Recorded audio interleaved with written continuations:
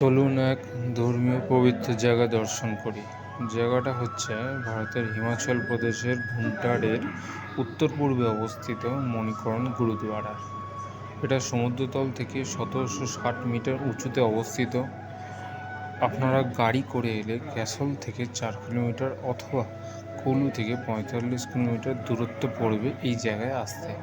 খুব সুন্দর একটি জায়গা। কুল্লু জেলার এটি হিন্দু ও শিখদের আদর্শ ধর্মীয় স্থান হিসাবে পরিচিত এবং উষ্ণ প্রস্রবণের জন্য পরিচিত। পাশ দিয়ে বয়ে চলা পার্বতী নদীর ঠান্ডা জলে ডান দিকে থাকা গরম জলের ধারা মিশে এই জায়গাকে আরও আকর্ষণীয় করে তুলেছে। এখানে রাম মন্দির, শিব মন্দির, বিষ্ণু মন্দির দেখতে পাবেন। গুরু নানকজির গুরুদুয়ারাতে আপনি পাবেন মনের শান্তি ও খুব সুস্বাদু এবং উষ্ণ প্রস্রবণে তৈরি করা